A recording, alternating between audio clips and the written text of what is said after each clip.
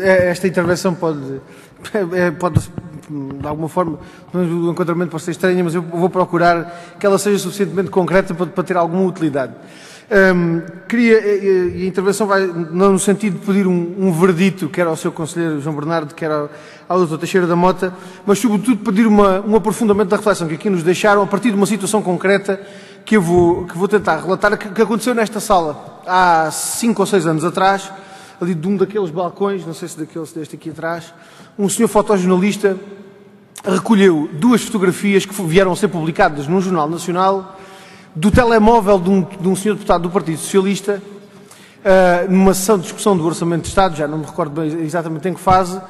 mas 2 mensagens, 2 fotografias do telemóvel em que constavam 2 mensagens, uma delas dirigida à mulher, e uma outra dirigida a um diretor de um órgão de comunicação social do distrito onde aquele Sr. Deputado era eleito.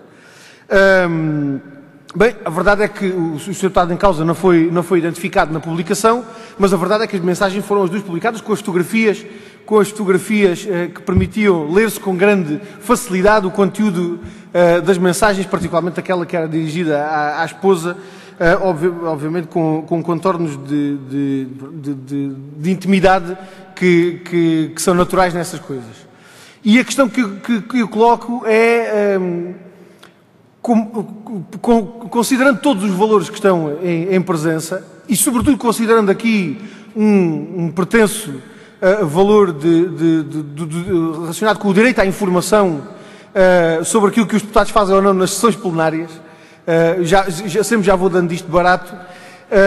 Como é que tudo isto se conjuga? Ou seja, como é que uma situação destas, em que é captada uma imagem que manifestamente não é,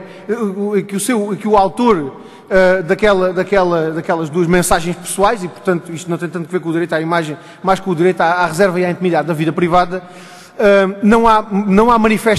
manifestamente um consentimento nem tácito, nem expresso relativamente à divulgação daquela informação constante daquelas 2 mensagens, mas a verdade é que o espaço em que estamos é um espaço relativamente público, aquilo que aqui se faz no quadro daquelas sessões é relativamente público.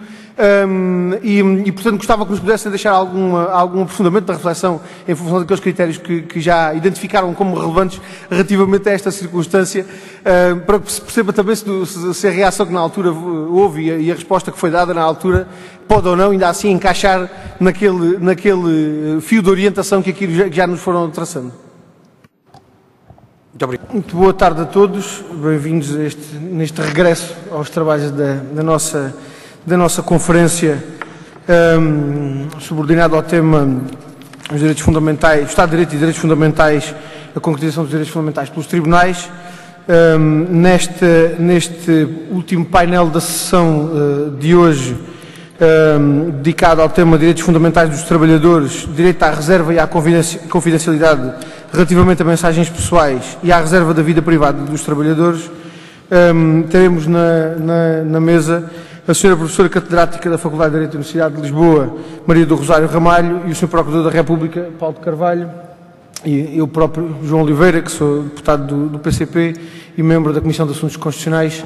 Direitos, Liberdades e Garantias. Então, me meto aqui uma vez mais a colher, ainda assim, para deixar também duas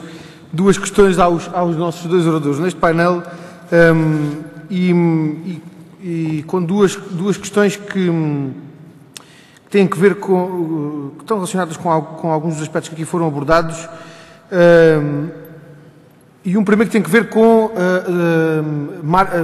zonas de fronteira ou zonas de cinzento, em relação ao controlo de aspectos que podem ter que ver com a vida privada dos trabalhadores e particularmente em relação dos 2 exemplos concretos disto. Um deles tem que ver com a utilização do GPS no caso de transportes de mercadorias internacionais e com a utilização ou a implicação da utilização do GPS já não no controlo do veículo e do percurso que o veículo faz enquanto está ao serviço da empresa, mas naqueles períodos de descanso obrigatório do motorista. Ou seja, períodos que são necessariamente componente da vida pessoal, da vida privada do trabalhador, mas que ainda assim não deixam de estar sujeitos à utilização daquele mecanismo de controlo que, tendo uma justificação em relação ao exercício das funções, acaba por ter esta margem cinzenta. E um outro exemplo que tem que ver com uma exigência que, tanto quanto sabemos, terá começado, terá iniciado relativamente a trabalhadores, a operadores de call center, mas parece que, entretanto, já se estendeu mais, e tem que ver com a sujeição dos trabalhadores a um controle médico de despistagem de consumo de substâncias psicotrópicas. Com a justificação da sua implicação na prestação de trabalho, mas que depois, em concreto, é concretizada utilizando exames médicos que referenciam o consumo de substâncias psicotrópicas num período que vai muito para lá daquilo que é o período do exercício das funções, do exercício da prestação laboral e que necessariamente abrange um período temporal, normalmente de meses,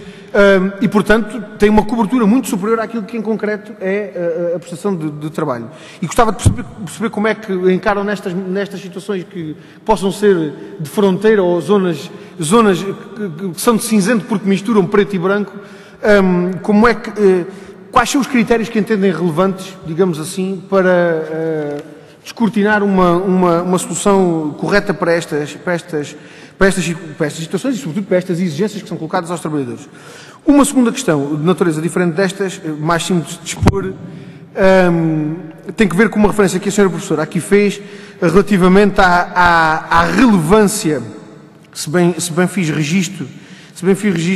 da abordagem que fez desta questão, à relevância no plano laboral da vida pessoal do trabalhador, nomeadamente para a consideração de justa causa do despedimento, nomeadamente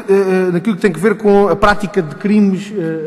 no caso de furto, ou aquela situação da embriaguez que referia relativamente ao piloto. E eu queria apenas reportar-me à primeira dimensão, da prática de crimes de furto. Até porque esta é uma questão que se coloca do ponto de vista jurisprudencial, mas também do ponto de vista legislativo, porque temos leis que, em determinadas circunstâncias, impedem o exercício de uma determinada profissão a quem tenha sido condenado pela prática de determinados crimes, e essa discussão é uma discussão que eu recordo ainda como uma discussão relativamente complexa, e eu colocava a questão nesta perspectiva. Como é que estas soluções que impedem determinada pessoa de ser uma profissão por ter sido condenada pela prática de um determinado crime, são compatíveis com o princípio de ressocialização do direito penal? Ou seja, como é que nós consideramos que a resposta penal tem um objetivo de ressocialização e que um determinado agente de um crime, pela prática desse crime, é perseguido e punido criminalmente, sujeito à aplicação de uma pena que tem um objetivo da ressocialização do indivíduo e, no entanto, depois de considerado esse objetivo da ressocialização do indivíduo, ainda assim continuamos a dizer que a prática daquele crime é a causa determinante para a impossibilidade do exercício de determinada profissão. Ou seja, como é que isto tudo se conjuga, se é possível dar ou não respostas cabais a estas questões e não o sendo, uma vez mais, quais são os critérios que entendem relevantes para descortinarmos soluções para estes problemas. Eu não acrescento mais a isto. Não sei se alguém ainda quer, numa última oportunidade, colocar alguma questão. Não havendo, dava a palavra.